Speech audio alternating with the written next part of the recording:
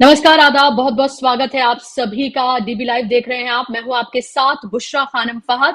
तो कांग्रेस नेता राहुल गांधी आज मध्य प्रदेश के शहडोल के ब्यौरी के दौरे पर थे, जहां पर उन्होंने जन आक्रोश रैली को उन्होंने संबोधित करते हुए बात न सिर्फ भारतीय जनता पार्टी बल्कि आरएसएस पर भी उन्होंने जमकर प्रहार किया। और मैं आपको ये बता दूं कि जन आक्रोश रैली को संबोधित करते हुए आज राहुल गांधी ने लाल कृष्ण आडवाणी की एक किताब का जिक्र करते हुए कहा कि आडवाणी जी ने कहा था कि आरएसएस और भारतीय जनता पार्टी की असली जो प्रयोगशाला है वो दरअसल गुजरात नहीं है बल्कि मध्य प्रदेश है। और उन्होंने कहा कि जब मैं यहाँ पर आ रहा था तो मैंने सोचा कि चलो मैं भी चल कर देखता हूं इस कारखाने को, और मैं आपको दो तीन इसके उदाहरण जो है वो देना चाहता हूं। भारतीय जनता पार्टी और आरएसएस पर तंज करते हुए शिवराज सिंह चौहान की जो पूरी सियासत है उस पर तंज करते हुए उन्होंने कहा कि लेबोरेटरी में मरे हुए लोगों का इलाज किया जाता है और उनका पैसा चोरी कर लिया जाता है। देश के किसी भी प्रदेश में मरे हुए लोगों का इलाज नहीं किया जाता है, लेकिन मध्य प्रदेश में ऐसा होता है कि मरे हुए लोगों का इलाज किया जाए। राहुल गांधी ने महाकाल घोटाले का जिक्र किया। पूरे देश में महाकाल के पैसे चोरी नहीं किए जाते, लेकिन मध्य प्रदेश में महाकाल से चोरी की जाती है। महाकाल लोक में घोटाला किया जाता है। बच्चों की किताबें, मिड डे मील का पैसा मध्य प्रदेश में चोरी किया जाता है। व्यापम में 1 करोड़ युवाओं का भविष्य बर्बाद किया जाता है। पटवारी बनने के लिए 15 लाख की रिश्वत ली जाती है। बीजेपी की लेबोरेटरी में हर रोज 3 किसान आत्महत्या कर रहे हैं। और यही वो नहीं रुके राहुल गांधी ने यहाँ पर महिलाओं को लेकर जो बढ़ते अपराध हैं उसको लेकर भी पलटवार किया, और उन्होंने कहा कि भाजपा के कारखाने में यानी कि भारतीय जनता पार्टी और आरएसएस की लेबोरेटरी में हर रोज महिलाओं से दुष्कर्म हो रहा है। बीजेपी की लेबोरेटरी में बीजेपी के नेता आदिवासियों के ऊपर पेशाब करते हैं। जो जानवरों को भी नहीं खिलाया जाता वो आदिवासियों को खिलाया जाता है। तो यहां पर राहुल गांधी जमकर बरसे हैं और उन्होंने आदिवासियों को लेकर खास तौर पर वनवासी और आदिवासी का फर्क उन्होंने बताया, और ये बताया कि हम आदिवासी लगातार कहते हैं। आपने कभी कांग्रेस के मुंह से वनवासी नहीं सुना होगा, लेकिन भारतीय जनता पार्टी वनवासी शब्द का इस्तेमाल करती है और इसके पीछे की छिपी सियासत को भी उन्होंने वहां पर लोगों को समझाया। और लगातार आपको पता है कि राहुल गांधी जातिगत जनगणना को लेकर हमलावर हैं। कल भी उन्होंने प्रेस कॉन्फ्रेंस की थी जब चुनाव की तारीखों का ऐलान हुआ था अपने 4 मुख्यमंत्रियों के साथ, और आज जब वो मध्य प्रदेश में मौजूद थे तो उन्होंने वही मंत्रियों का जिक्र किया कि उनमें से सिर्फ 3 ओबीसी हैं। जातिगत जनगणना की बात की और उसको दोहराया।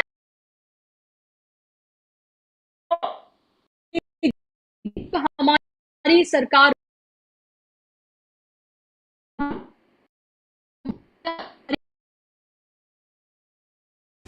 So I'm multiple things, but that's a complicated thing to put across. आपकी कॉलेज क्रश का नाम?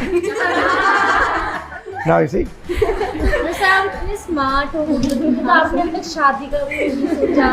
क्योंकि मैं मतलब अपने काम में और कांग्रेस पार्टी में बिल्कुल मतलब उलझ गया हूँ। आपकी सबसे फेवरेट ट्रैवल डेस्टिनेशन और फूड बेसिकली किसी एरिया का? My favorite destination is anywhere where I have not gone. So I always like to see new places, but कुछ भी चलता है, बस ये करेला नहीं चलता है एंड मटर नहीं चलता है एंड पालक नहीं चलता है, अदरवाइज एवरीथिंग इज ओके। आप अपनी स्किन के लिए क्या करते हैं? मैं मुंह पे साबुन कभी नहीं डालता हूँ, क्रीम कभी नहीं डालता हूँ, कुछ नहीं डालता हूँ, बस पानी से धोता हूँ। नेचुरल। इंस्टाग्राम पे रील्स वगैरह काफी चलती है, मीम्स वगैरह है, पर आपका एक बहुत फेमस वो मीम है, खत्म टाटा बाय बाय। कभी कभी कहना पड़ता है, क्योंकि अभी जैसे ये मुझ पे प्रेशर डाल रहे हैं कि चलो खत्म टाटा बाय बाय। तो सबको मोटिवेट करने के लिए मैं कुछ लाइन्स बोलना चाहूंगी उसकी, कि अपने इरादों का हर बार बखान मत दे, अपने कामों की हर बार मसाल मत दे, तुझे जो अच्छा लगे तू उसी को हर बार किए जा, तू जो कर रहा है ना किए जा। दूसरों की क्या फिक्र करता है, तू उनके लिए नहीं अपने लिए जीता है, उनकी बातों को तवज्जो ना दे, तू बस अपना काम किए जा, तू जो कर रहा है ना किए जा। माँ बाप का साथ तेरे साथ है, इससे बड़ा दुनिया में और नहीं मिलता इनाम है। इस बात को जहन में दबा ले, तू जो टूटा था ना पहले, चल उठ आज फिर अपने आप को बना ले। साथ हो कोई या ना हो तेरे, तू बस अपने इरादों को पक्का किए जा, तू जो कर रहा है ना किए जा। Thank you. Very good. You know, I'm very happy to have a chat with you, and I'm very impressed by you. I would recommend that you learn some fundamental concepts. You know, learn how money works, what it is, learn humility, introspection. Sometimes you'll make a mistake. Think about why you made a mistake. Be fair with yourself. Don't treat yourself too well and don't treat yourself too badly. Be realistic and say, I'm going to be fair and kind to myself. So it was fun to chat to you. तो ये राहुल गांधी की वो video है जब वो जयपुर के महारानी college में, ऑल विमेंस कॉलेज में जब वहां पर गए थे और वहां जो छात्राएं मौजूद थी उनसे उन्होंने संवाद किया था, उनसे उन्होंने बातचीत की। ये वो लाइट मोमेंट्स थे जब छात्राएं खुलकर बिल्कुल उनसे बात कर रही थी और बिल्कुल किसी तरह की कोई दीवार उनके बीच में नहीं थी। हर तरह के सवाल उन्होंने राहुल गांधी से पूछे और कि असली विमेन एम्पावरमेंट क्या होता है और औरतों को किस तरह से, लड़कियों को किस तरह से अपने आप को मजबूत करना है, फाइनेंशियली इंडिपेंडेंट बनना है और जैसे उनके आसपास जो दीवार बनाई गई है उसको कैसे तोड़ना है। इन तमाम चीजों पर राहुल गांधी ने बहुत ही कैजुअल तरीके से इन छात्राओं से बात की। आपने वो वीडियो भी देखा होगा जब स्कूटी पर एक छात्रा के साथ बैठकर राहुल गांधी पहुंचे थे और वो वीडियो जो है बड़ा वायरल हुआ था। वो यही का था, इसी कॉलेज की एक छात्रा के साथ स्कूटी पे बैठकर जयपुर में राहुल गांधी यहाँ कॉलेज में पहुंचे थे और यहाँ पर उन्होंने बात की। तो ये एक राहुल गांधी की ऐसी छवि है जिसका काट नहीं मिल रहा है भारतीय जनता पार्टी के पास और जाहिर सी बात है राहुल गांधी लगातार इसी तरीके से हर तबके से, युवाओं से, बुजुर्गों से, हर किसी से संवाद कर रहे हैं और यही वजह है कि राहुल गांधी का जो काट है वो भारतीय जनता पार्टी को नहीं मिल रहा है। रियल इश्यूज से लेकर जो आम लोग हैं उनके बीच जो संवाद वो कर रहे हैं वो लगातार बढ़ रहा है। और आज जो मध्य प्रदेश में राहुल गांधी ने जमकर भारतीय जनता पार्टी और आरएसएस को आड़े हाथों लिया, शिवराज सिंह चौहान की जो सरकार है 18 सालों से जो चल रही है उसको आड़े हाथों लिया और कमलनाथ ने भी उस पर प्रहार किया, उसके बारे में हम तफसील से आज बात करेंगे। मेरे साथ 3 खास मेहमान जुड़ गए, इनका तारुफ मैं आपसे करा देती हूँ। अनिल जैन साहब मेरे साथ जुड़ गए हैं, अभी थे मेरे साथ, अभी फिर से वो मेरे साथ जुड़ गए हैं।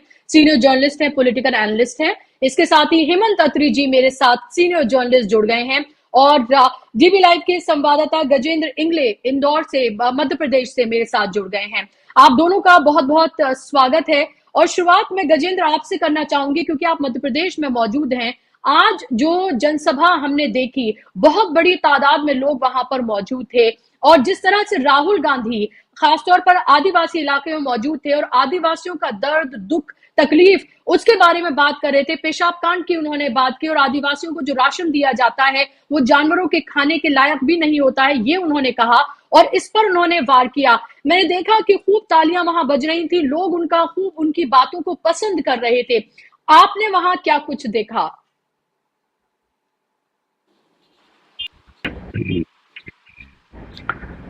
देखिए, मैं सबसे पहले तो आपको बता दूं कि ये जो राहुल गांधी की हुई है शहडोल के व्यवहार में, ये विभिन्न क्षेत्र में आता है शहडोल। ये पहले अगस्त को थी तो मैंने हुई तो गांधी जी ने भी बोला, जो रील काफी फेमस है, लगा कि तो शुरू। आप आज राहुल गांधी जी की आप बॉडी लैंग्वेज देखते, आज उनका जो एटीट्यूड था, पहले उन्होंने सबसे पहले ये किया कि अपने सुरक्षा कर्मी से लेके एक घूंट पानी पिया। पानी पीने के बाद उन्होंने जो अपना भाषण शुरू किया है तो आप यकीन मानो उन्होंने भाषण दिया। ये साफ नजर आया क्योंकि उन्होंने, मैं आपको गजेंद्र मैं आपको रोकना चाहूंगी गजेंद्र, आपकी आवाज ठीक से नहीं पहुंच रही है। मैं चाहूंगी कि आप दोबारा से ज्वाइन करें, आपकी आवाज बहुत ब्रेक होकर हमारे पास आ रही है। और मैं इतने हेमंत जी के पास जाती हूँ। हेमंत जी, आज मध्य प्रदेश के खासतौर पर अगर हम बात करें, और मध्य प्रदेश में जिस तरह से जो बॉडी लैंग्वेज राहुल गांधी की वहां नजर आई, ना सिर्फ भारतीय जनता पार्टी, आरएसएस को उन्होंने आड़े हाथों लिया, और शिवराज सिंह चौहान की सरकार जो 18 साल की वहां पर है, उसमें बताया कि कितने घोटाले हुए हैं और आदिवासियों के साथ किस तरह का जुल्म हुआ है। पेशाब कांड की उन्होंने बात की, जो राशन उन्हें दिया जाता है, जिस तरह से उन्होंने बताया कि आदिवासी और वनवासी में क्या फर्क है, इसकी बात उन्होंने की। किस तरह से आप उनके इस पूरे भाषण को देख रहे हैं? और फिलहाल आपको, अगर मध्य प्रदेश की बात करते हैं, तो आपको फिलहाल कांग्रेस की स्थिति कैसी दिख रही है? क्योंकि तमाम सर्वे ओपिनियन पोल ये बता रहे हैं कि शिवराज सिंह चौहान की सरकार जाने वाली है। और जो आज राहुल गांधी का भाषण है, इसमें एक चीज आपको माननी पड़ेगी। मैंने वो पूरा भाषण सुना और लोगों का रिस्पांस भी मैं देख रहा था लगातार। राहुल गांधी एक तरीके से खुद को ना केवल रीइन्वेंट कर चुके हैं, बल्कि वो हर शब्द पे, हर चीज पे लोगों से डायरेक्ट कनेक्ट कर रहे हैं, हर विषय पे कनेक्ट कर रहे हैं, जो अब तक उनके भाषण में कहीं ना कहीं मिसिंग होता था। अब तक का जो उनका जो पिछला, अगर आप देखेंगे आज से 1 साल पहले के राहुल गांधी को और आज को देखें, he has completely reinvented himself. For example, अगर आप आज की बात करें, आज उनके भाषण में अगर कम्युनिकेशन की दृष्टि से देखें तो कोई कमी नहीं थी। मुद्दे थे, हर वर्ग की जिक्र था, हर एक समस्या का जिक्र था, सरकार कहां नाकाम हुई उसका जिक्र था, हम क्या करेंगे उसका जिक्र है, और आगे वे फॉरवर्ड क्या है। और खासतौर पे जो महिलाएं हैं, जो बेरोजगार युवक हैं, जो आदिवासी हैं, हर एक वर्ग के बारे में उन्होंने अलग अलग करके बातें की। ये एक अच्छा उनके अंदर, जो मैं कहूंगा, जो बदलाव आया है। और नरेंद्र मोदी के मुकाबले के तो ऑरेटर नहीं है वो, लेकिन अब वो अपनी बात को बिल्कुल फ्रीली कह पाते हैं और लोग उन बातों को डायरेक्ट जुड़ते हैं अपने आप से। एक बात तो ये। दूसरा, राहुल गांधी का जहां तक सवाल है मध्य प्रदेश से और ओवरऑल कांग्रेस की स्कीम ऑफ थिंग्स का सवाल है, कांग्रेस की प्रायोरिटी लिस्ट में आज की तारीख में मध्य प्रदेश नंबर 1 है। हिंदी हार्टलैंड का स्टेट है। और राहुल गांधी बहुत पहले, या पदयात्रा के दौरान अगर आपको ध्यान हो, उन्होंने कहा था कि मध्य प्रदेश में हम धमाके के साथ वापस आ रहे हैं, जो कि आज की तारीख में सच्चाई भी दिखती है। अब सवाल क्या है कि क्या कांग्रेस पार्टी जो ये मोमेंटम बना है, इसको आगे ले जा पाएगी चुनाव तक, इसको बढ़ाएगी या इसको कम हो जाएगा? ये सवाल ये है। आज की तारीख में कांग्रेस पार्टी, जितने तमाम सर्वे आए हैं, जो ग्रास रूट से हमारा भी फीडबैक है, आपका भी है, वो जो फीडबैक है वो है कि कांग्रेस आज कंफर्टेबली सरकार बना रही है। लेकिन कांग्रेस पार्टी के साथ एक सबसे बड़ी दिक्कत क्या होती है कि एक तो जब जैसे जैसे चुनाव, इन्होंने क्या किया कि पीक पहले ही बना ली है। चुनाव की पीक कांग्रेस पार्टी बना चुकी है। और उसमें क्या होता है कि जब धीरे धीरे जब चुनाव नजदीक आता है, तो अभी तक टिकटों का घोषणा होनी है, तमाम चीजें होनी है, तो रिलेक्टेंस आती है कहीं ना कहीं। तो पहली चुनौती तो कांग्रेस पार्टी के लिए ये होगी कि इस मोमेंटम को बढ़ाए रखें, जो उनके चुनावी वायदे हैं उनको लास्ट आदमी तक लेकर जाए, और जो ये टिकटों के बाद का जो घमासान होना है उसको जितना कम हो सके उसको कम करें, और जो भारतीय जनता पार्टी की फॉल्ट लाइन्स हैं उनका कितना लाभ उठा पाएंगे, वो इंपॉर्टेंट ये है। देखिए, आज शिवराज सिंह चौहान के साथ भारतीय जनता पार्टी के जो शीर्ष नेतृत्व है, उसका जो व्यवहार है, जिस तरीके से उनकी उपेक्षा की जा रही है, वो कांग्रेस पार्टी के लिए एक बहुत बड़ा तुरुप का इक्का हो सकता है। वो दोनों ही तरीके से खेल सकते हैं कि देखिए 18 साल तक इनको सीएम बना के रखा, ये उनकी नाकामियां हैं, और अब उनको बीजेपी ऑन भी नहीं कर रही है, उनका जिक्र भी नहीं कर रही। तो हर तरीके से कांग्रेस पार्टी के पास वो लीवे आज की तारीख में है। और कांग्रेस पार्टी ने एक काम और किया है कि प्रियंका और राहुल के बीच में डिस्ट्रीब्यूशन भी कर दिया है कि अर्बन में कौन जाएगा, रूरल में कौन जाएगा, और इस तरीके से। और प्रियंका का खास फोकस जो है महिलाओं और यूथ में होने जा रहा है, और वो कनेक्ट भी करती है। आपने कर्नाटक में भी देखा, हिमाचल में भी देखा। तो आज की तारीख में कांग्रेस पार्टी के पास एज है, प्रोवाइडेड वो कोई फोपा इस तरीके का ना करे जो पॉलिसी स्तर पे हो, या किसी नेता के प्रति जो हर बार कांग्रेस पार्टी के अंदर तमाम ऐसे जीव हैं जो प्रधानमंत्री के बारे में या कोई इस तरह की लूज टॉक करते हैं कि जिससे सारे चुनाव का वो एकदम मोमेंटम ही खराब हो जाता है। तो इस मामले में उनको ध्यान देना पड़ेगा, और जितना हो सके अपने चुनाव को फोकस रखेंगे तो ये मोमेंटम आगे बढ़ सकता है। वरना भारतीय जनता पार्टी के पास देखिए साधन है, उनके पास आरएसएस के कार्डर्स हैं, और लास्ट माइल तक डिलीवरी है। जिन चीजों के सहारे वो चुनाव जीतते हैं वो कहने की जरूरत नहीं। साधन का मतलब सारी चीजें उसमें। तो कांग्रेस पार्टी को इन सब चीजों से सजग रहना पड़ेगा। और जो सबसे इंपॉर्टेंट बात है, आज जो मध्य प्रदेश या राजस्थान या छत्तीसगढ़ के अंदर जो ग्राउंड रूट पे जो अंडर करंट है, उसमें सबसे महत्वपूर्ण बात यह है कि आखिरी व्यक्ति को बूथ तक ला पाने में अपने समर्थकों को कांग्रेस कितना सफल होती है, वही उसकी सफलता का और वही उसके चुनावी उसका गणित का सबसे बड़ा पैमाना होने जा रहा है। कांग्रेस पार्टी अगर कहीं रिलक्टेंट होगी, जो कि उसकी आदत है उसके वर्कर्स की, कि जीत आ रही है अब तो कोई बात ही नहीं, वही वो पॉइंट होता है जहां पर बीजेपी स्ट्राइक करती है और बहुत मजबूती से स्ट्राइक करती है। तो कांग्रेस पार्टी को अपनी जो पुरानी गलतियां हैं, तमाम भूलें हैं, उनको समझना चाहिए उस बात से, और जितना ज्यादा हो सके लोगों के बीच में। और दूसरा बात जो है, टिकटों का जितना जल्दी हो सके, अब जो श्राद्ध भी खत्म होने का जो है वो भी समय आ गया है बहुत जल्दी, तो जितना जल्दी हो सके वो सारी चीजों को करके और मतलब पूरे तरीके से तैयारी के साथ मैदान में जाएंगे, तो मुझे लगता है ये मोमेंटम कायम रह सकता है। लेकिन लोगों के मुद्दों से ना भटके, व्यक्तिगत आरोपबाजी में ना भटके। प्रधानमंत्री जब भी आए उनसे वो सवाल पूछे जो लोगों से वैसे पूछते हैं, तो उसमें क्या होगा कि प्रधानमंत्री को जो चैंपियन है वो है उस मामले को भटकाने के, तो जो नैरेटिव है उसको ना भटकने दे, ये कांग्रेस का प्रयास होना चाहिए। बीजेपी को मुद्दों पे लाएं, 18 साल की नाकामियों पे लाएं और विजन पे लाएं कि आप आगे क्या करने चाह रहे हैं। यहीं पे बीजेपी फंसेगी और ये विजय कांग्रेस को ध्यान देना चाहिए इस बात। बिल्कुल, और लग ये रहा है, चाहे राहुल गांधी की बात करें, प्रियंका गांधी की बात करें, कि पर्सनल आक्षेप नहीं हो रहे हैं, बल्कि मुद्दों की बात जो है वो की जा रही है। और लगातार जिस तरह से भारतीय जनता पार्टी मुद्दा विहीन सियासत कर रही है, पर्सनल आक्षेप करती है, अपने भाषणों में कांग्रेस से जितना अपना नाम लेती होगी उससे कहीं ज्यादा वो कांग्रेस का नाम लेती है, क्योंकि उनके पास बताने के लिए कुछ नहीं है कि आखिर उन्होंने डबल इंजन की सरकार में क्या किया, या फिर 9.5 साल की अपनी केंद्र की सरकार में उन्होंने क्या किया, वो उनके पास जवाब मौजूद नहीं है। लेकिन फिलहाल भारतीय जनता पार्टी ने अब 3 राज्यों में 162 उम्मीदवारों की लिस्ट जो है वो जारी कर दी है, और उसमें वो 4 केंद्रीय मंत्री और 18 सांसदों को उसने मैदान में उतारा है। तो इससे भी ये जाहिर होता है कि भारतीय जनता पार्टी की हालत कितनी खराब है फिलहाल। अनिल, जय हिंद जी। भारतीय जनता पार्टी सांसदों को उतार रही है, मंत्रियों को उतार रही है, 162 उम्मीदवारों की उसने लिस्ट 3 राज्यों में जारी कर दी है। कांग्रेस की तरफ से अभी कोई लिस्ट नहीं आई है।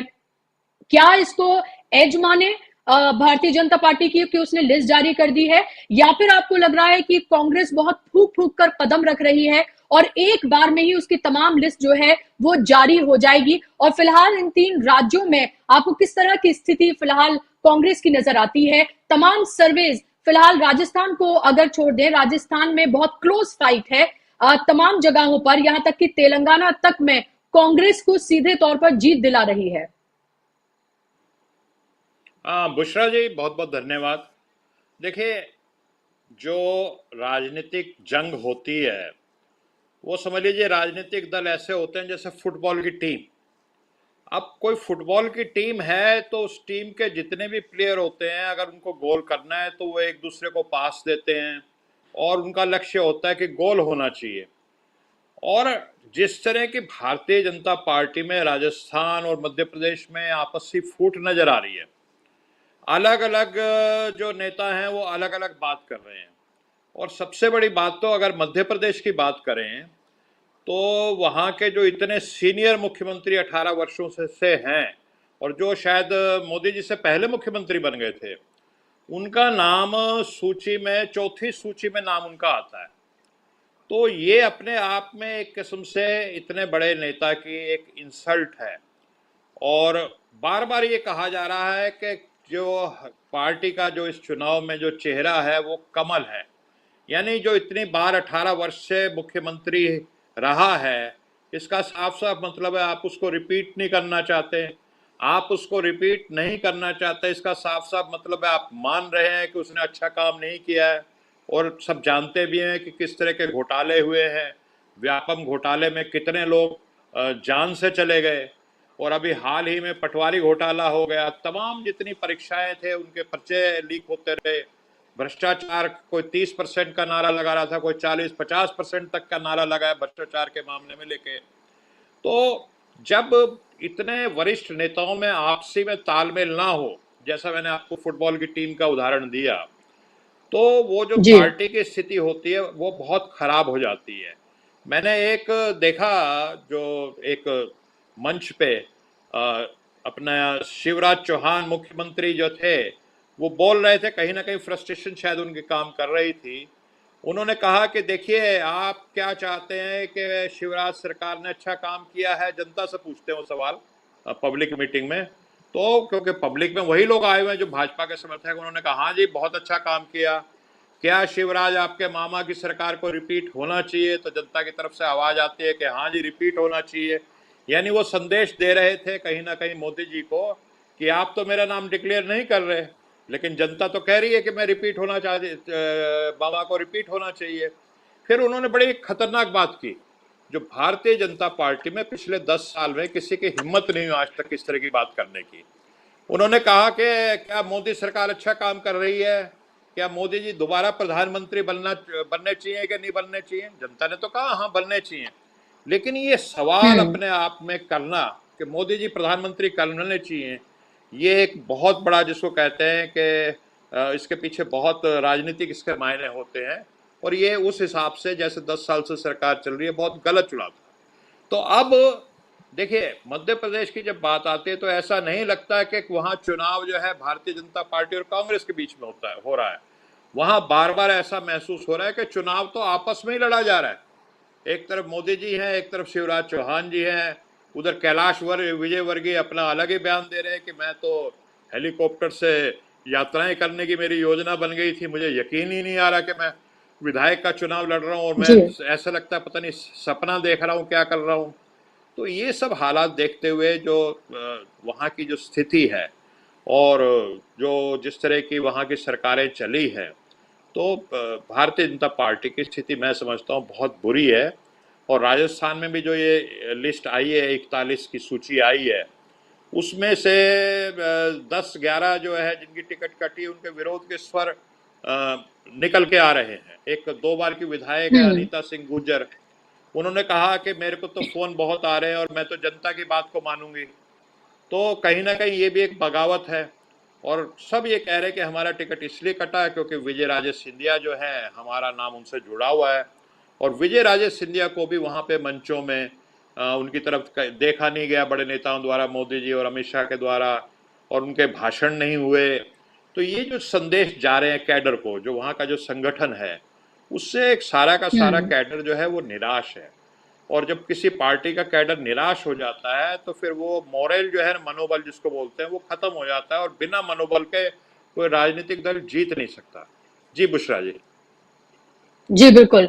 और जाहिर सी बात है, और जिस तरह से लगातार राहुल गांधी और कांग्रेस पोजीशनिंग कर रही है, कल प्रेस कॉन्फ्रेंस की, और प्रेस कॉन्फ्रेंस में न सिर्फ उन्होंने जातिगत जनगणना को लेकर ये कहा कि हम आएंगे तो जातिगत जनगणना कराएंगे, बल्कि लगातार वो अपनी रैलियों से, मंचों से, प्रेस के सामने लगातार वो इन बातों को कह रहे हैं, और एक तरह से संदेश दे रहे हैं कि आगे आने वाले जो इलेक्शन है उनकी पिच पूरी तरीके से न सिर्फ विधानसभा बल्कि लोकसभा में भी तय कर दी गई है कि आगे का चुनाव किन मुद्दों पर लड़ा जाना है। और मैं जब जो सबसे पहला मुद्दा है, सबसे इंपॉर्टेंट, जिस पर सबसे ज्यादा बात की जाएगी, जिसमें मोदी सरकार को घेरा जाएगा, वो है जातिगत जनगणना का। मैं आपके पास आ रही हूं गजेंद्र, इससे पहले मैं हेमंत जी आपके पास आऊं कि जो गोदी मीडिया है, जो सरकारी मीडिया है, उसको भी काम पर लगा दिया गया है। कल आपने देखा होगा राहुल गांधी ने जो प्रेस कॉन्फ्रेंस की थी, उस प्रेस कॉन्फ्रेंस के दौरान जो मीडिया के लोग वहां पर बैठे हुए थे, उन लोगों से भी सीधे तौर पर संवाद करते हुए राहुल गांधी ने कहा कि भाई चलिए एक टेस्ट यही कर लेते हैं, आप में से बताएं कितने लोगों, आप में से कितने लोग जो हैं वो ओबीसी, एससी, एसटी, आदिवासी समुदाय से आते हैं। और उनमें से किसी ने भी हाथ नहीं उठाया। एक कैमरा पर्सन ने हाथ उठाया, उन्होंने कहा कि नहीं, मैं आपकी बात नहीं करी, आप कैमरा पर्सन हैं। उसके बाद से ही हम ये देख रहे हैं कि एक टारगेट जो है वो दे दिया गया है दरबारी मीडिया को। जो दरबारी मीडिया इंदिरा गांधी या फिर राहुल गांधी को या फिर राजीव गांधी को आप ये देखें कि हिंदू मानने के लिए तैयार ही नहीं होते थे, आज वो बता रहे हैं कि ये तमाम लोग ब्राह्मण हैं। और कांग्रेस के लिए कह रहे हैं कि देखिए कांग्रेस का ये तो दोगला चेहरा है कि उनके यहाँ अब तक उन्होंने एक भी ओबीसी प्रधानमंत्री नहीं दिया है, और वो सवाल दूसरों से पूछ रहे हैं। यहां तक कि माइनॉरिटी से आते हुए, यानी कि सिख समुदाय से आते हुए मनमोहन सिंह को भी पंजाबी खत्री बताया जा रहा है। तो आपको लग रहा है कि आगे ये पूरा खेल जो है वो इसी तरह से खेला जाएगा? यहां पर टारगेट करेंगे राहुल गांधी जातिगत जनगणना को लेकर, सवाल पूछेंगे प्रधानमंत्री से खासतौर पर ओबीसी को लेकर, और मीडिया को अलग टारगेट दे दिया गया है कि किस तरह से कांग्रेस को घेरना है और प्रधानमंत्री तो बात ही नहीं कर रहे हैं जातिगत जनगणना को लेकर और ओबीसी समुदाय को लेकर, क्योंकि उन्हें पता है ये उनके लिए अभी कंफर्टेबल जोन नहीं है। हम बात कर रहे थे उस टाइम में यही कहने की कोशिश कर रहा था कि जो ओबीसी का जो मामला है ना, जब जब मोदी जी और भारतीय जनता पार्टी फंसेंगे किसी मुद्दे पे, किसी नैरेटिव के अंदर बीजेपी मिस होती दिखाई देगी, तो मीडिया को यही सुपारी दी जाएगी। और इसीलिए मैं इसको सुपारी मीडिया कहता हूं। बेसिकली क्या है कि बीजेपी की एक्सटेंशन है ये सरकारी मीडिया, जो जितने भी ये चैनल्स हैं और ये तमाम जो अखबार हैं, ये बीजेपी की आर्म है। They are not the fourth pillar, they are just an arm of the powers that be. तो आपको समझना पड़ेगा और राहुल गांधी को भी इन्हीं बातों से सजग रहना पड़ेगा। सावधानी की बात है। देखिए, किसी भी चीज को देखने का एक नजरिया होता है। उस चीज को आप बहुत ज्यादा पसंद कर सकती है, मैं उसको नापसंद कर सकता हूं। तो ये बहुत बारीक लाइन है पसंद और नापसंद की। और राहुल गांधी को इस कम्युनिकेशन में, हालांकि बड़ा ही फ्री व्हीलिंग चैट था, इनफॉर्मल चैट था, सारी बात थी। और ये कम्युनिकेशन की बात अगर हम करें तो ये एक ऑडियंस एंगेजमेंट का भी तरीका कि आप बताइए, ऑडियंस को एंगेज करने का। लेकिन उसको भी भारतीय जनता पार्टी किस तरीके से पुटअप करेगी, वही मीडिया, जब प्रधानमंत्री जी सामने होते हैं उनकी कवरेज होती है, वो अलग टोन होती है, जब राहुल गांधी होते हैं तब अलग होती है, और कांग्रेस पार्टी या विपक्ष होता है तब अलग होती है। इसलिए मैं ये कह रहा था कि कहीं रेलेवेंट मुद्दे भी इस तरीके से ना घुमा दिए जाएं जिसका कि चैंपियन है ये लोग, बीजेपी भी, उनकी आईटी सेल भी, और ये तमाम सारा पोषित मीडिया भी, कि उसमें अर्थ का अनर्थ ना हो जाए। मैं जो कल भी जो चिंता जाहिर कर रहा था, इसलिए बहुत सावधान रहने की जरूरत है। दूसरी बात ये जो है कि जिस तरीके की स्थितियां जो अभी मेरे साथी कह रहे थे चुनाव के बारे में, राजस्थान के अंदर सबसे इंटरेस्टिंग बात क्या हुई है, देखिए कोई सी भी पार्टी मूर्खता करने में कोई कमी नहीं छोड़ रही है। कल आपको पता है 12 बजे चुनाव की घोषणा हुई, कांग्रेस पार्टी ने आपको पता है क्या किया, जो पार्टी 4.5 साल से सरकार में थी, उसने कल सुबह 11 बजे 50 चेयरमैन की लिस्ट निकाल दी। पूरे 5 साल तक आप क्या कर रहे थे? और मतलब आचार संहिता लगने से 1 घंटे पहले किसी को आप चेयरमैन बना रहे हैं, वो बेचारा ज्वाइन भी कर पाएगा क्या उसने 1 घंटे के दौरान में? पता नहीं कोई व्यक्ति कहाँ है, क्या है। ये तो कांग्रेस पार्टी की हालत है। अब जो बीजेपी की जो हाल है, वसुंधरा का जैसे जिक्र किया कि वसुंधरा कहीं है ही नहीं इस सीन के अंदर। दूसरा सबसे इंटरेस्टिंग बात क्या कि वहां भी 7 एमपीज को टिकट दे दिया गया है, और वो 7 सीटें कौन सी हैं? जो 7 की 7 बीजेपी हारी हुई है। इसके 2 मायने हैं, या तो बीजेपी डेस्परेट बहुत ज्यादा है, और या बीजेपी फोकस बहुत ज्यादा है। क्योंकि जो 41 टिकटें कल आई हैं, उनमें से 40 जो थे वो सीट बीजेपी हारी हुई है पिछले चुनाव के अंदर। इसलिए वो जो सी कैटेगरी की सीटें हैं वो सबसे पहले घोषणा की। उसमें अगर आप देखेंगे 7 से 8 टिकट ऐसी हैं जो उन व्यक्तियों को दी गई है जो निर्दलीय लड़े थे या बगावत करके लड़े थे, जो तीसरे या चौथे नंबर पे थे। तो मैंने वहां के साथियों से पूछा कि बीजेपी ने ऐसा क्यों किया, तो उन्होंने कहा कि साहब देखो, हम तो ये सीट हारे हुए हैं बीजेपी तो, और ये व्यक्ति हमारे से बगावत करके गए थे, इनका एक अपना वोट बैंक भी है जो बीजेपी से इत्र है, और जब इनको हमने टिकट दे दी है तो ये हमारे पास आकर के अपना वोट बैंक साथ लाएंगे, इससे हमारी जीत की संभावना बनती है।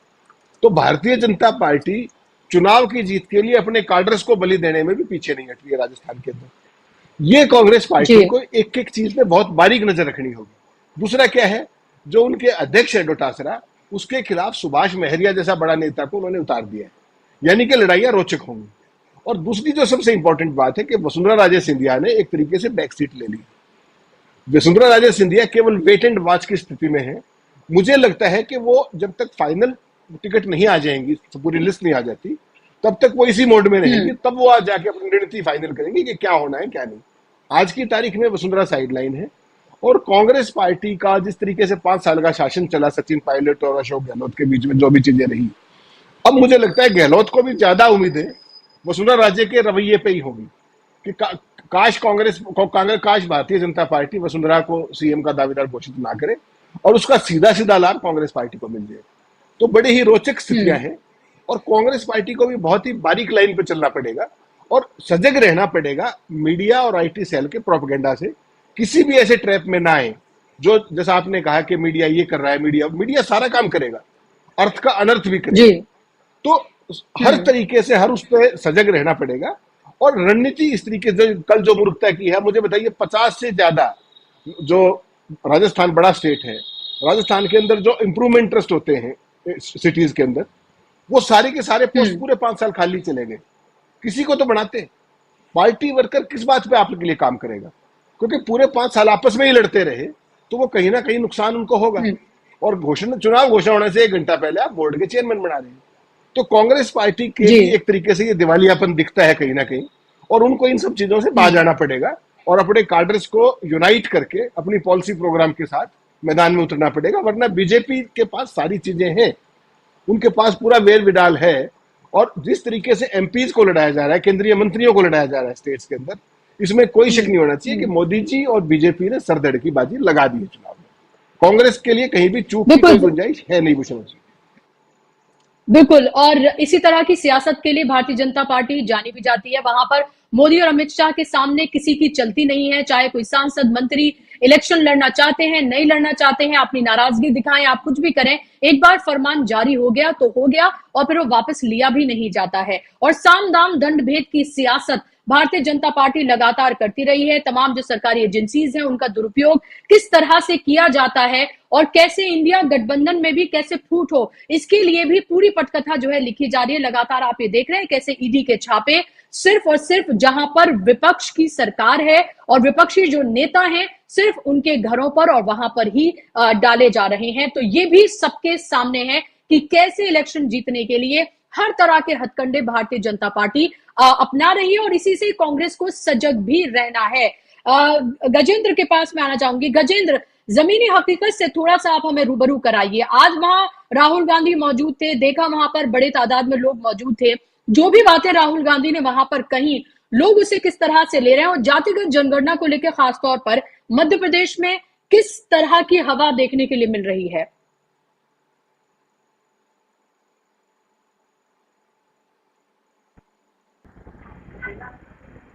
सुन पा रहे हैं मुझे? जी जी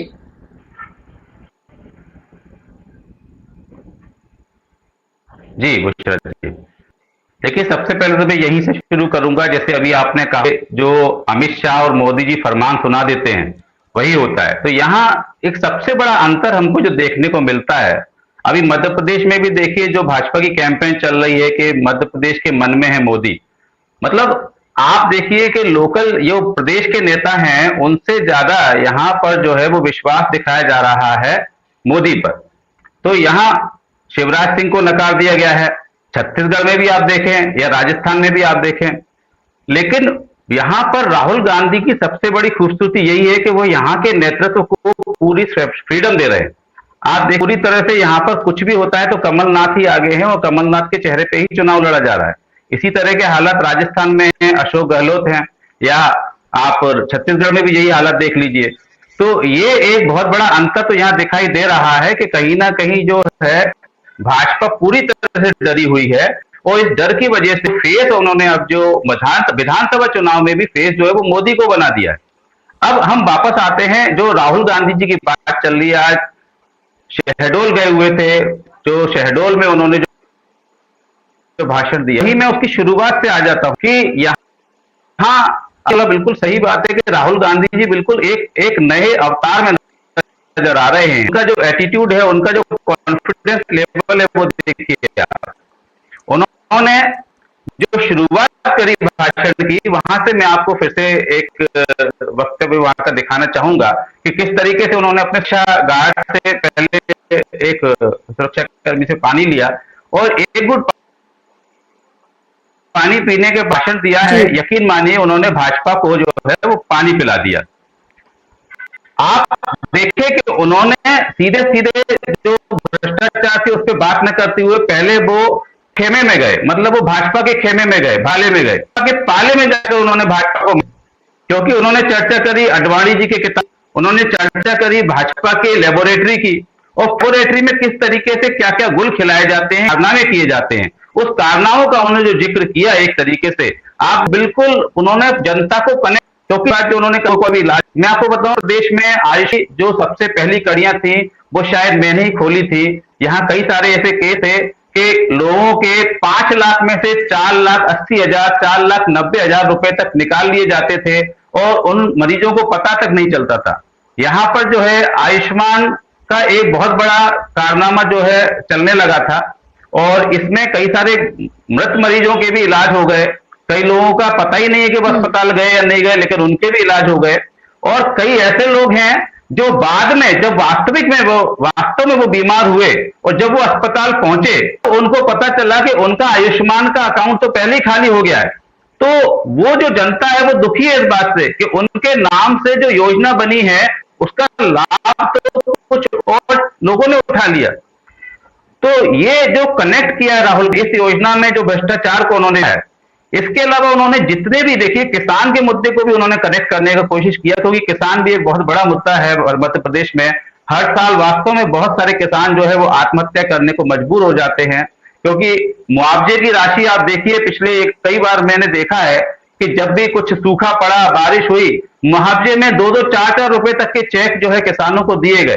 तो ये बड़ा हास्यास्पद लगता है। तो उन्होंने किसानों से भी कनेक्ट करने का कोशिश किया।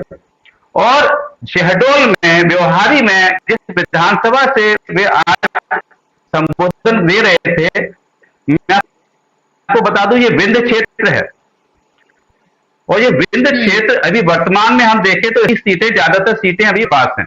तो यहाँ राहुल गांधी बड़ा खास कि उन्होंने यहाँ सभी मुद्दों को कनेक्ट किया है। और इसके अलावा शहडोल से आगे चले जाएं तो बालाघाट मंडल क्षेत्र आता है, वो पूरा के पूरा आदिवासी क्षेत्र है।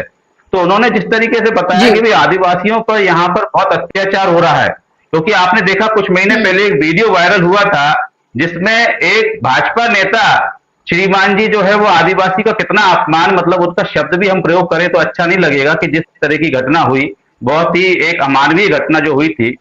और इस तरह की एक घटना तो अपन देखे सामने आई है, लेकिन आदिवासियों पे ना जाने कितने अत्याचार होते हैं। मैं आपको बता दूं आदिवासियों के मध्य प्रदेश में एक सबसे बड़ा अत्याचार जो हुआ है वो ये है कि आदिवासियों के हक को जो है दूसरे कास्ट के, दूसरे जाति के लोगों ने छीन लिया।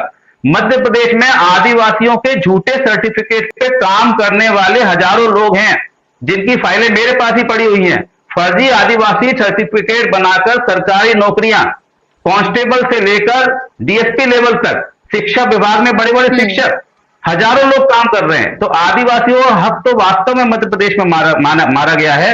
और ये आदिवासी इस समय आप यकीन माने कि बहुत बड़ा रोल प्ले करेंगे भाजपा को हराने में।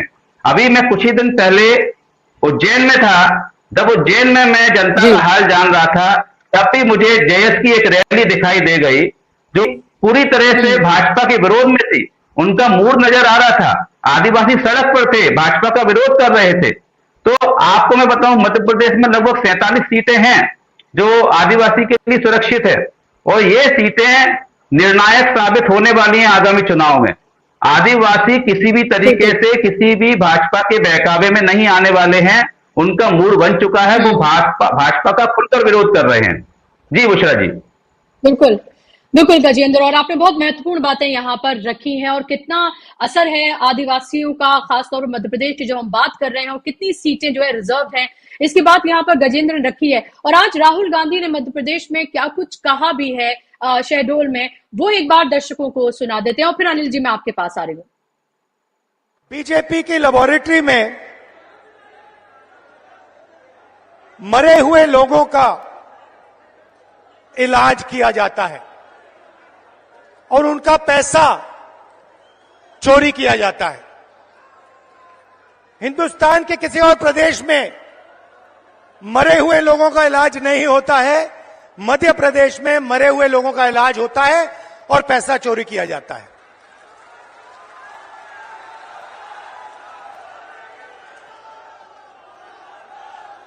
मध्य प्रदेश में और किसी प्रदेश में शिव जी, भगवान शिव से चोरी नहीं की जाती है। मध्य प्रदेश में महाकाल कॉरिडोर में शिव जी से चोरी की जाती है। तो यहाँ पर अनिल जी समझने वाली बात यह है कि जिस तरह से अभी राहुल गांधी बात कर रहे थे कि आयुष्मान योजना की, वो यहाँ पर बात कर रहे थे कि मरे हुए लोगों का इलाज किया जाता है, और एक जो खास तौर पर उन्होंने महाकाल घोटाले की जो बात की है वो भारतीय जनता पार्टी की उस सियासत पर वार किया है उन्होंने, जिसको लेकर लगातार वो कांग्रेस को आड़े हाथों लेती रही है कि हिंदू विरोधी है कांग्रेस, ये देखिए, ये अपीसमेंट करते हैं मुसलमानों का और ये हिंदू विरोधी हैं। और जब जातिगत जनगणना की बात की तो आप ये देखिए कि प्रधानमंत्री अपने मन से कह रहे हैं कि जो हिंदू हैं उनको 80% जो हिंदू हैं उनको कंसोलिडेट करने की बात वो कर रहे हैं। और ये कह रहे हैं कि जातियों में बांटने की कोशिश की जाती है, एक ही जाति है, वो है गरीब की जाति। तो इन तमाम चीजों पर राहुल गांधी ऐसा वार कर रहे हैं जो जाहिर सी बात है भारतीय जनता पार्टी के लिए बहुत कंसर्न है और सही जगह पर लग रहा है, क्योंकि उन जगहों पर बात की जा रही है, चाहे वो आयुष्मान की बात करें, क्योंकि आपको पता है किस तरह से इसको लेकर पूरा ढिंडोरा भारतीय जनता पार्टी की तरफ से, उनकी सरकार की तरफ से पीटा गया। और महाकाल घोटाला, यानी कि उस सियासत पर वार जिसको लेकर लगातार 9.5 साल से भारतीय जनता पार्टी ठगती रही है, खासतौर पर हिंदुओं को। जी देखिए, ऐसा है कि जब मोदी जी प्रधानमंत्री के उम्मीदवार के रूप में आए तो मोदी जी ने खुद को एक ओबीसी के नाते अपने आप को प्रेजेंट किया और बिहार तक चले गए। तो बिहार में भी उनको जो सबसे विरोध में ओबीसी की जाति खड़ी थी, जो वहाँ के बिहार के यादव थे, तो उनको भी उन्होंने डायरेक्टली एड्रेस किया कि मैं द्वारका से आया हूँ और हमारा यदुवंशियों से पुराना नाता है और हम आपका पूरा ध्यान रखेंगे। तो इस हद तक अपने आप को वो ओबीसी प्रोजेक्ट करने के लिए और ओबीसी का जिसको कहते हैं कि हितैषी साबित करने के लिए गए। और बुशरा जी, मैं इस बात को बिल्कुल मानता भी हूं और ये असलियत भी है कि जबरदस्त प्रभाव जो है ओबीसी के ऊपर मोदी जी का पड़ा। लोगों ने जिसको कहते हैं कि झोली भर भर के वोट दिए कि चलिए पहली बार ऐसा लग रहा है कि एक ओबीसी भाई हमारा बन रहा है प्रधानमंत्री, और ये जो संवैधानिक अधिकार ओबीसी के बरसों से दशकों से अटके पड़े हैं वो हमारे काम होंगे। और जनता ने इनको 2 बार मौका दिया, 1 बार नहीं 2 बार। अब जब ये जातीय जनगणना 2021 में होने को आई तो मोदी जी उसको टाल गए। तो मोदी जी बात करते हैं जिसको कहते हैं ना कॉस्मेटिक बातें तो करते हैं कि जी हमने 27 ओबीसी मंत्री बना दिए, ये कर दिया वो कर दिया, लेकिन जब वास्तविकता में देने की बातें आती है, जैसे संवैधानिक पद है, गवर्नर आपने कितने बनाए, एम्बेसडर कितने बनाए, वाइस चांसलर आपने कितने बनाए, और जो बार बार जो राहुल जी ने जो बात उठाई है कि सेक्रेटरी 90 में से ओबीसी सिर्फ 3, जिनकी आबादी 63%, यानी कम से कम वो होने चाहिए थे 60 और हैं 3। तो ओबीसी जो है वो धीरे धीरे इन चीजों को समझ गया है और वो जो कमंडल में डूब गया था वो दोबारा से उसको होश आ रही है।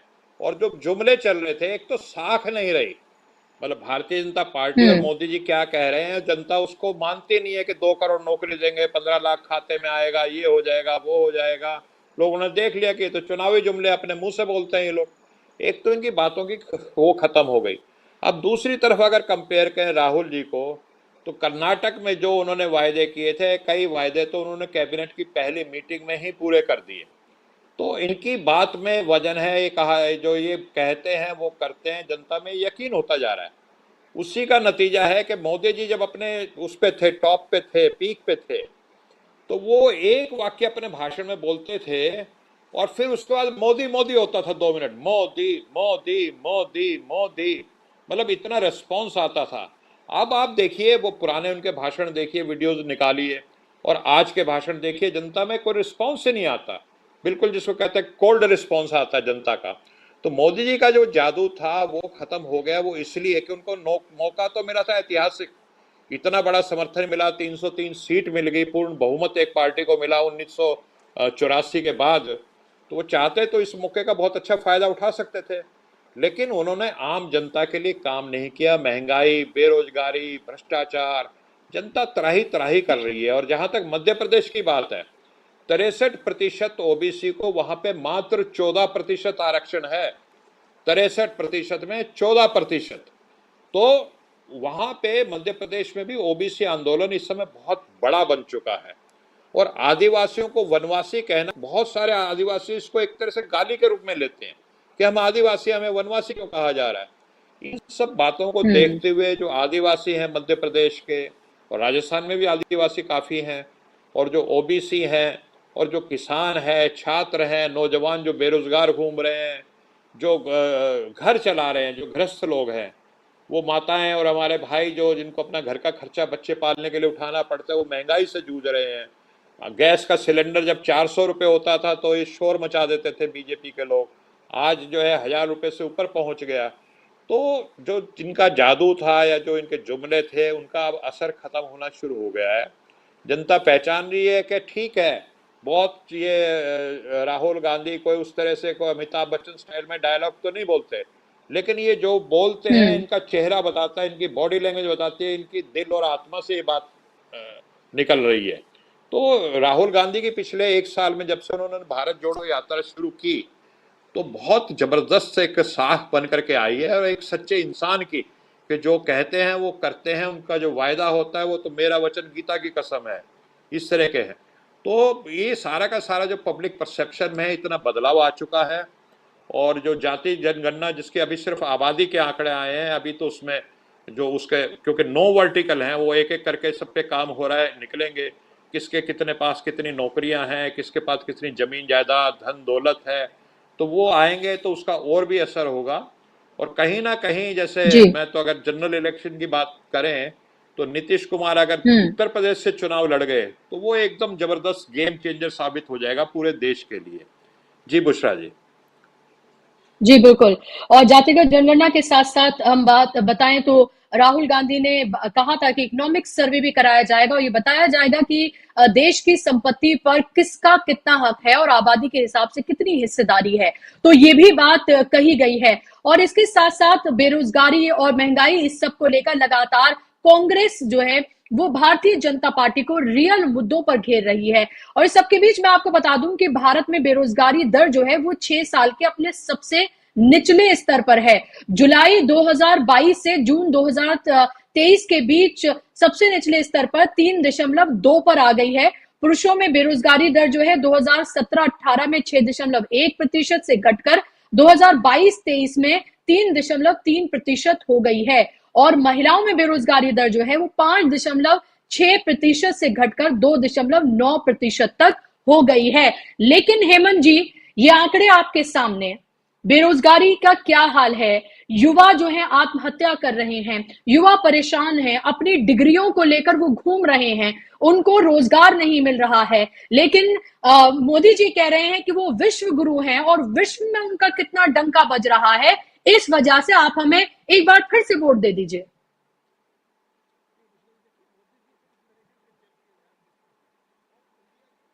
चैंपियन है वो, जिस तरीके से उन्होंने नैरेटिव बिल्ड किया था 2013 में और आज तक जो उनका चला आ रहा है, वो कहते कुछ हैं और जो होता है वो बिल्कुल अलग होता है। ये लगातार देखने में आ रहा है। और सबसे इंटरेस्टिंग बात यह कि इस देश के 14 करोड़ लोगों ने तो रोजगार की एज में है, उन्होंने रोजगार के लिए उम्मीद करना ही छोड़ दिया है, प्रयास करना ही छोड़ दिया है। ये बहुत बड़ी अचीवमेंट है मोदी सरकार की। और ये सरकारी एजेंसियों के आंकड़े हैं कि उन्होंने रोजगार की उम्मीद ही छोड़ दी है। अब किस आधार पर ये बेरोजगारी दर घटा देते हैं, बढ़ा देते हैं, उनके पैरामीटर्स तो ये जाने। लेकिन हकीकत आज ये है कि जो डिग्रीधारी इंजीनियर्स हैं, बीटेक, उनको 10-10 हजार रुपए में आप अगर चाहें तो गुड़गांव या नोएडा में 10-10 हजार रुपए के रोजगार करते हुए तमाम कॉल सेंटर्स में देखा जा सकता है बिना किसी छुट्टी के। ये रोजगार का हालात है। और उसके अलावा 10,000 की नौकरी भी कितनों को उपलब्ध है वो भी आप देख सकते हैं।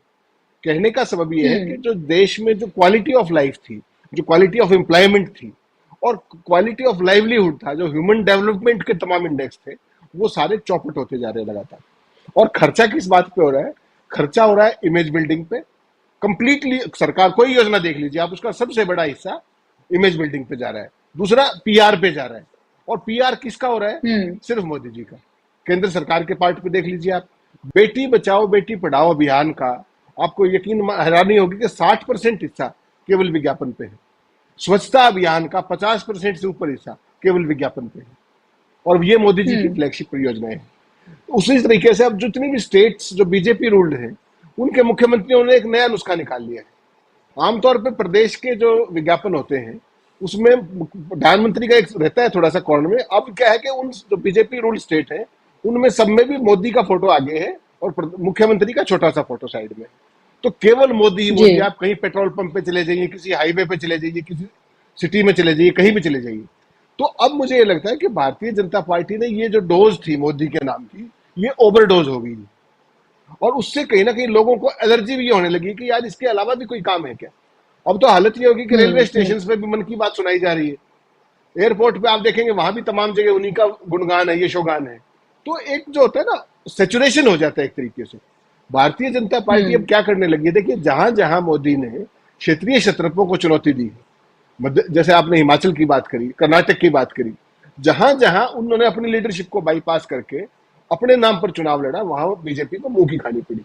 और वही गलती ये यहाँ इन 4 स्टेट्स 5 स्टेट्स में भी करने जा रहे हैं। आमतौर पर अगर आप देखेंगे, पहले मुख्यमंत्री घोषित करके चुनाव में उतरने की जो नीतियां थी, सबसे पहले वो बीजेपी लेके आई थी। और आज बीजेपी इस स्थिति में पहुंच गई है कि अपने जो स्टेब्लिश लीडर्स हैं, 2-2 बार के सीएम, 3-3 बार के सीएम, उनको साइडलाइन कर रही है। तो उसमें एक व्यक्ति की या 2 व्यक्तियों की पार्टी में अथॉरिटी तो स्टेब्लिश कर दिया आपने, देयर इज नो डाउट, लेकिन पार्टी का जो बाकी नीचे का स्ट्रक्चर है, पिरामिड तो नीचे से ऊपर तक चलता है ना साहब, ऊपर 2 बैठे हैं, नीचे तो कोई है ही नहीं। तो ऐसा ना हो कि आगा दौड़ और पीछा चौड़ की जो स्थिति है कि पूरे बिल्डिंग में ऊपर ऊपर का आपको मंजिल दिख रही है और नीचे कुछ भी नहीं। और आज की स्थिति में आप क्या सोच रहे हैं, शिवराज सिंह चौहान खाली बैठे होंगे क्या, या रमन सिंह खाली बैठे हैं, या वसुंधरा खाली बैठी है? सवाल केवल इतना है कि वो सब लोग मौके की तलाश में हैं। और इस बात को मोदी जी भी समझ रहे हैं।